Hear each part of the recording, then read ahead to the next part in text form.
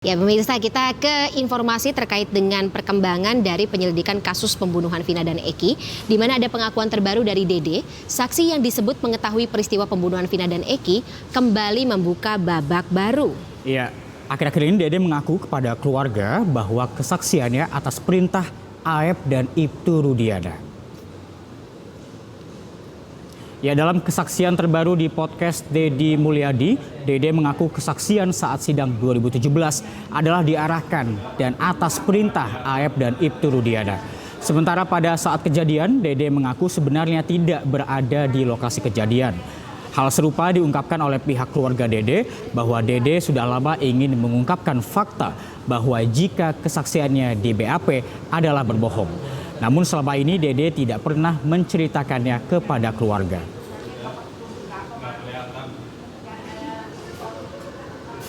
Itu juga dulu nanti aku yang nanya. Nggak yang langsung Dedek begini-begini, memang anaknya tertutup ya. Mulai menceritakan itu ya pas malam dia langsung ngomong, pas viral itu udah Dek udah cerita-cerita. Akhirnya ya udah, dia mungkin karena dorongan dari kita keluarga buka, berkata sejujurnya, tolong yang ada di dalam, udah gitu ya udah. Akhirnya dia mungkin mikir-mikir, akhirnya nurut sama kita ya pihak keluarga untuk datang ke bapak, minta tolong gitu, mau diungkapin semuanya gitu. Ya kendalanya kan ya sesuai yang Dede bilang itu, kita kendalanya karena nggak ada. Ya pemirsa, selama 8 tahun kematian Vina dan Eki di Cirebon, Jawa Barat diketahui publik disebabkan karena pembunuhan. Tapi kini kembali muncul dugaan bahwa kematian Vina dan Eki disebabkan oleh kecelakaan tunggal, bukan pembunuhan. Nah, terkait dengan dugaan tersebut kita akan berdialog ya pagi hari ini. Ya, bersama dengan kuasa hukum terpidana kasus pembunuhan Vina dan Eki, Pak Jutek Bongso, dan juga kuasa hukum Ibtu Rudiana, Ibu Elza Syarif. Selamat pagi Pak Jutek dan Bu Elza. Selamat pagi, Mbak Fani. Ya, Pak Jutek dan Bu Elsa, saya atau kami ingin ke Bu Elsa terlebih dahulu. Bu Elsa, kita ketahui bahwa Dede ini sudah mengakui bahwa ia memberikan keterangan palsu pada kesaksiannya tahun 2017 yang lalu. Apakah klien Anda sudah mengetahui hal tersebut dan apa tanggapannya? Ya, klien kami sudah tahu dan memberikan kuasa kepada kami, sehingga dalam hal ini Dede berarti memberi suatu keterangan palsu di bawah sumpah pasal 242, dan tujuannya juga menyudutkan klien kami yang tidak pernah melakukan hal itu, karena penyidikan itu semuanya ada di tangan Polda Jabar, di mana di Polres Cirebon hanya 3 hari. Tanggal 31 bikin LP dan tanggal 3 sudah ditarik ke Polda Jabar, dan itu sudah diteliti dengan baik dan sudah bahwa itu kasus pembunuhan bukan kasus kecelakaan. Dan juga laporan pertama yang masalah kecelakaan itu yang telah terjadi kekeliruan itu sudah diberikan sanksi ya tentang. Tapi Bu Elsa, mohon maaf kami potong, Bu Elsa. Dede mengatakan kesaksian yang dia bikin atau dia sampaikan di BAP 2017 tersebut atas suruhan klien Anda, Ibtu Rudiana dan juga Aep. Ibtu Rudiana, klien Anda, mengetahui hal ini? Tidak benar, dan kami akan mensomasi.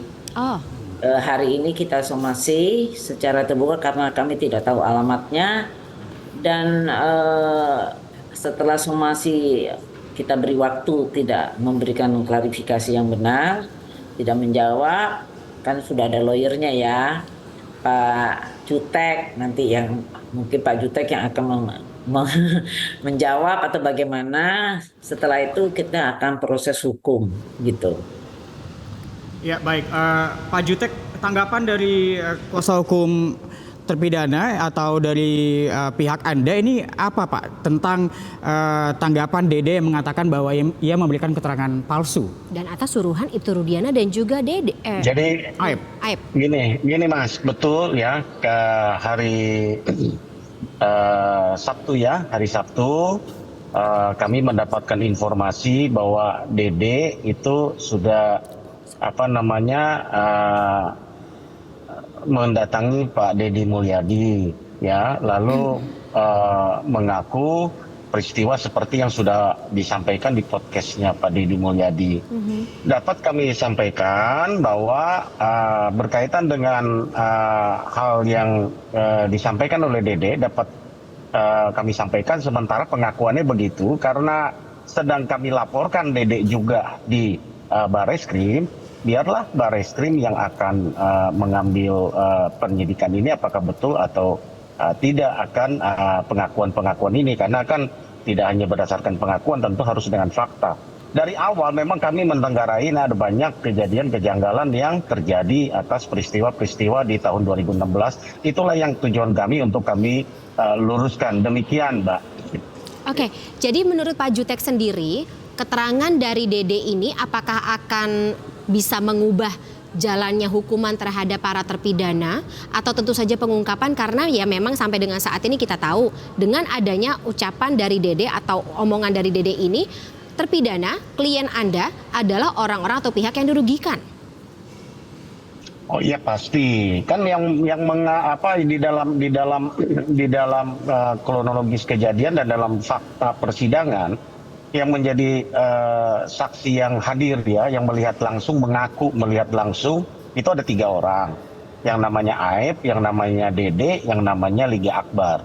Ya, Liga Akbar itu sudah mencabut laporannya dan juga mengubah dan mengatakan itu cerita tidak benar. Sekarang Dede juga sudah muncul dan mengatakan itu tidak benar.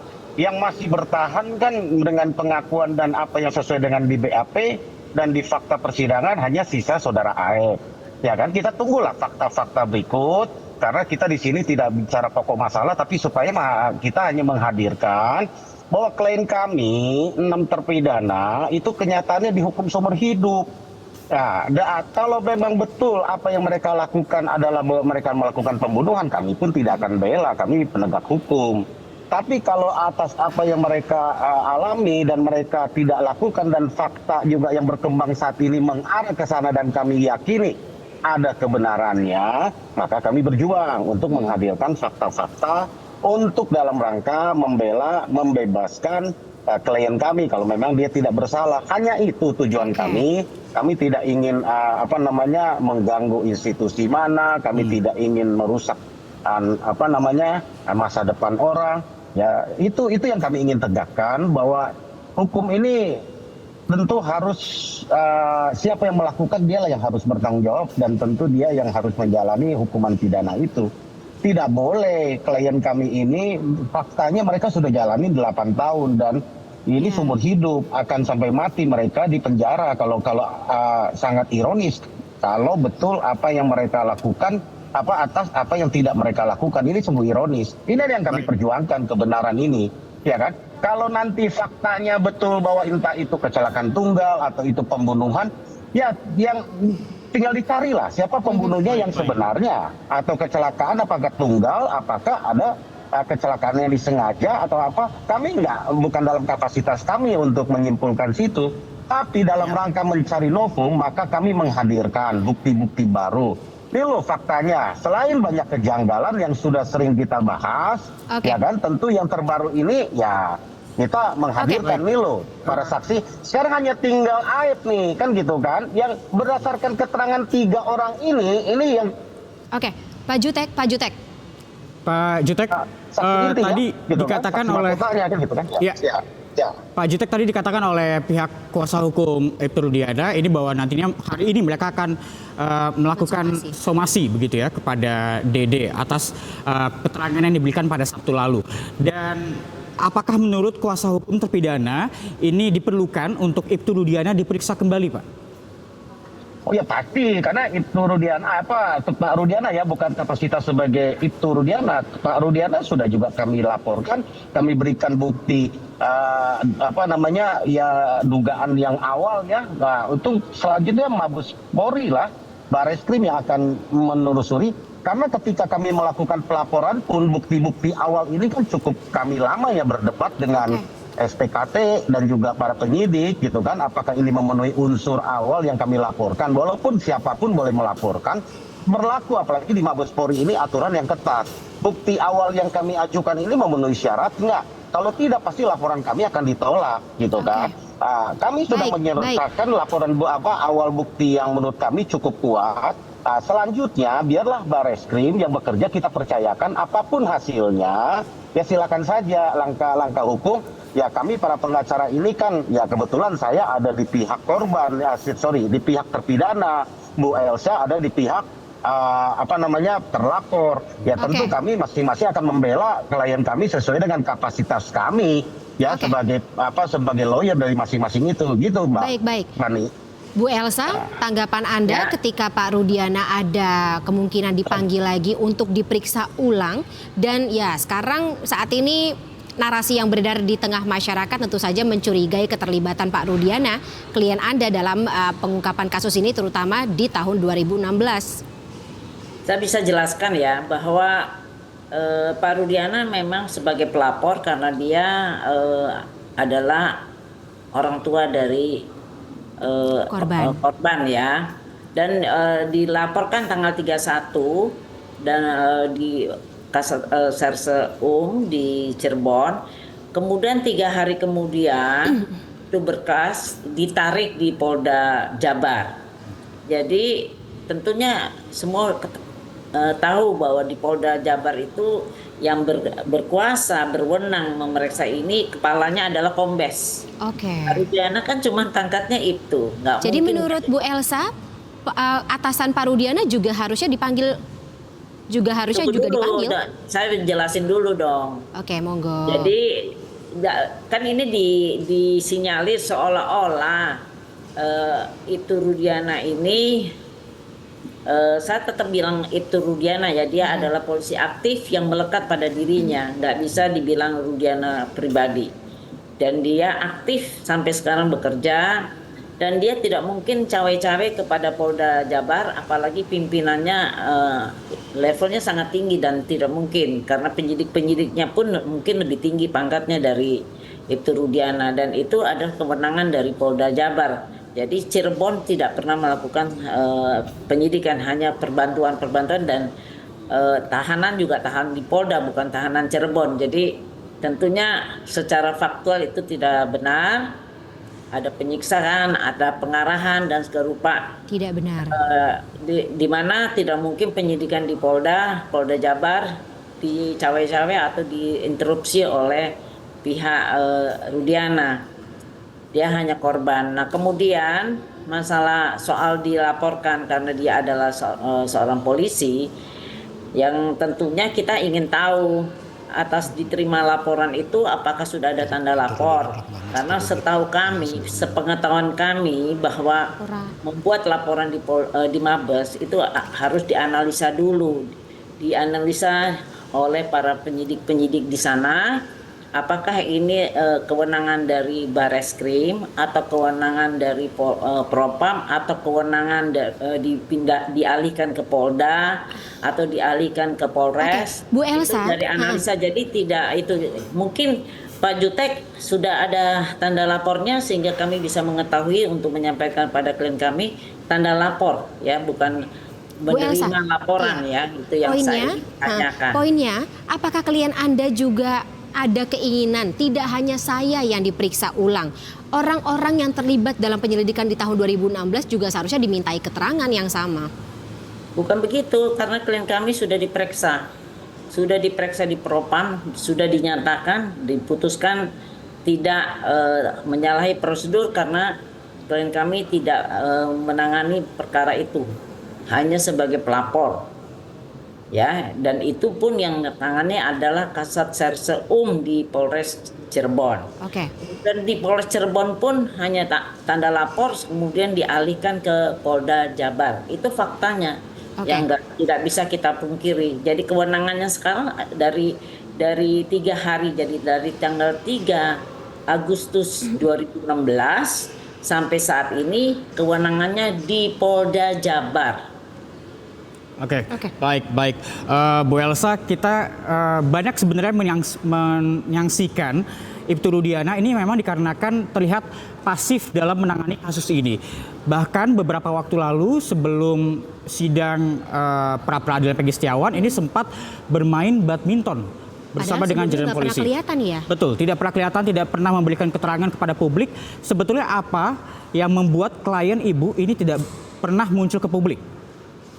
Ya perlu diketahui ya, Pak, klien saya Ibtu Rudiana adalah seorang polisi aktif, punya atasannya, dan di dalam struktur dari organisasi kepolisian setiap tempat, misalnya Polres ataupun Polda, itu kan ada humasnya. Jadi dia seorang polisi biasa, tidak bisa seketika memberikan komentar seperti orang biasa. Dia ada atasannya, ada humas. Dan kemudian kalau main badminton itu biasa karena mereka memang jadwal-jadwal olahraga di kepolisian ada, dan itu kan namanya hidup life tetap berjalan ya, kehidupan tetap berjalan. Dan kalau dibilang dia nggak pernah ada, kalau enggak dia bisa dipecat sebagai polisi kalau nggak kerja, bisa dianggap disersi juga. Karena itu dia tetap bekerja seperti biasa, tetapi dia tidak boleh memberi keterangan seperti orang biasa. Nah, karena terlalu banyaknya berita-berita hoax ini, sehingga dia sudah minta izin kepada atasannya, dan tetap dia tidak boleh memberi keterangan, cuman boleh memberi keterangan adalah kuasa hukumnya. Sehingga itulah dengan izin atasan, dia nggak seperti orang kayak kita bisa bebas-bebas aja cari lawyer ya. Jadi dia memberi kuasa kepada kami, saya dan Pitra, dan untuk ini kami masukkan karena banyak sekali permasalahannya, kita masukkan dalam kuasa di Perhaki, Perkumpulan Penasehat dan Konsultan Hukum Indonesia. Baik. Saya beralih ke Pak Jutek lagi. Pak Jutek tadi mengatakan Dede sudah mengaku dia memberikan kesaksian palsu dalam sebuah podcast. Terus kemudian Liga Akbar mencabut pernyataannya. Dan beberapa dari terpidana, yakni klien Anda juga mengatakan sempat disuruh atau diminta membuat, ya saya tidak berani untuk ngomong ini dipaksa ya, tapi mungkin ini bisa Anda konfirmasi lebih lanjut. Membuat keterangan palsu atau sempat mencabut keterangannya. Patternnya hampir sama. Apa yang bisa Anda konklusikan dalam hal ini? Jadi kita kan berdasarkan pengakuan sementara dan tertulis sudah kami dapatkan. Ya, kepentingan kami sekali lagi untuk mencari bukti baru ya. Peristiwa pertama yang kami ingin buktikan adalah peristiwa pembunuhan itu ada apa tidak sih. Yang kedua, kalau ada, apakah melibatkan klien kami atau tidak. Kami tidak mengatakan bahwa klien kami tidak bersalah, ya. Kami tidak pernah mengatakan itu. Kami adalah ingin menempatkan bahwa peristiwa itu menurut data atau keterangan dari klien kami dan bukti yang kami juga sudah dapat ketika datang kepada kami kan tidak semerta kami terima ya permohonan untuk menjadi kuasa hukum. Kami teliti cukup lama gitu kan. Kami lihat ada hal-hal yang aneh, janggal. Ya saya pikir kita tidak perlu buka lagi, nanti biarlah polisi yang akan penyidik ya yang akan menyusuri. Betul, masing-masing boleh berargumen. Tadi yang saya katakan bahwa Elsa dengan argumennya bahwa dia adalah seorang polisi yang pangkatnya di atasnya masih cukup banyak, karena itu ya perwira pertama, di atasnya kan masih ada pamen aja sampai kombes, belum pati dan lainnya, silakan saja. Tapi menurut keterangan dan fakta dan keanehan-keanehan yang kalau kami beberkan banyak sekali ya, kami bukan tempatnya lah di sini. Tentu ada gelar, di gelar itulah saya pikir kita. Pak Jutek, suaranya terputus. Akan menjadi. Oke. Oh halo ya. Oke. Di atas gelar itulah kami akan di waktu gelar itu yang kami nanti akan sampaikan gitu kan, kira-kira apa yang akan kami buktikan ya. Seperti tadi sampaikan, apakah kami benar sudah diterima laporannya, Bu Elsa bisa ceklah ke Mabes Polri, ke Barreskrim, sudah kami tunjukkan ke wartawan ya. Artinya apakah naik akan jadi sidik atau tidak ya kami tidak tahu. Yang jelas kan dalam proses pidana kan kami melaporkan, lalu kami memberikan bukti awal dugaan adanya satu tindak pidana, Lalu kewajiban penyidiklah akan memeriksa bukti-bukti itu sesuai tidak, lalu menghadirkan bukti yang lain, memanggil bukti yang lain. Kami kan nggak punya kewenangan memanggil saksi yang lain, yang apa semacam, itu kewenangan penyidik, gitu kan. Dia penyidiklah yang akan menentukan. Kalau ditemukan ada pidana, tentu sesuai dengan hukum acara pidana kita akan naik sidik ya dalam penyidikan. Kalau sudah ada penyidikan, tentu akan siapa tersangkanya. Baru itu juga belum salah, asas praduga tidak bersalah kan. Baru nanti masuk ke pengadilan. Itu kira-kira proses hukum yang berlaku di Indonesia, hukum acaranya gitu, Mbak Fani. Ya, baik. Terakhir kita ke Bu Elsa. Bu Elsa, bahwa tadi dikatakan pihak Anda hari ini akan memberikan somasi. Tepat ya, siapa saja akan Anda berikan somasi dan apa materi somasinya? Hanya Dede atau ya kan kita tahu Dede menyampaikan pendapatnya di podcast ya Reza ya? Ada 3, ya Dede, kemudian Lingga Akbar, dan Deddy Mulyadi. Jadi kita somasi ya. Terus kemudian kita juga mengetahui proses pelaporan di Mabes Polri, dan kami belum melihat adanya tanda lapor, masih dianalisa di Mabes. Jadi kita masih menunggu hal itu.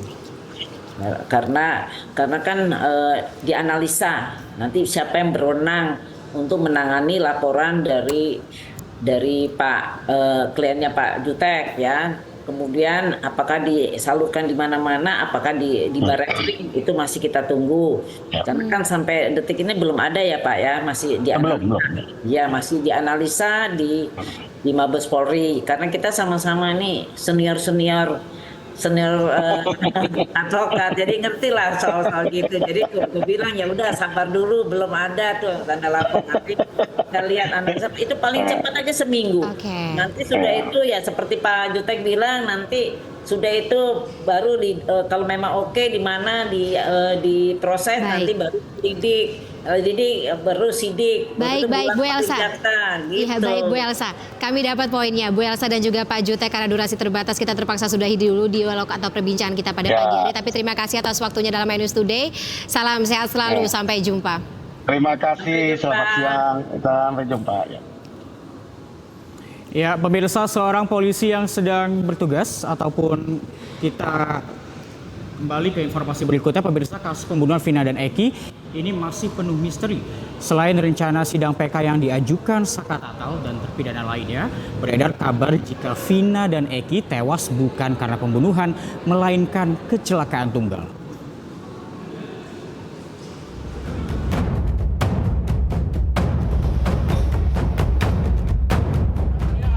Misteri kasus pembunuhan Vina Eki belum juga terpecahkan.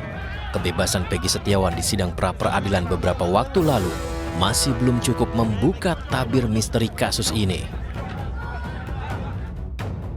Salah satu mantan terpidana kasus Vina, Saka Tatal, bersiap untuk menjalani sidang peninjauan kembali yang akan digelar pada 24 Juli mendatang. Selain menyiapkan bukti dan saksi, Saka Tatal juga telah menjalani tes psikologi bersama LPSK. Begitu pula dengan 7 terpidana lainnya. Ke-7 terpidana kasus Vina Eki ini melaporkan Ibtu Rudiana, ayah Eki, ke Barreskrim Polri karena diduga menganiaya terpidana pada tahun 2016. Sementara itu, beragam spekulasi penyebab kematian Vina Eki muncul ke permukaan. Salah satunya yaitu beredar kabar jika Vina dan Eki tewas bukan karena pembunuhan, melainkan kecelakaan murni. Kabar ini diperkuat dengan sejumlah bukti yang tertinggal di lokasi tewasnya Vina Eki, di antaranya baut dan daging di jembatan Talun, serta kondisi lecetnya motor Eki yang diduga terjadi karena kecelakaan. Tim Liputan iNews melaporkan.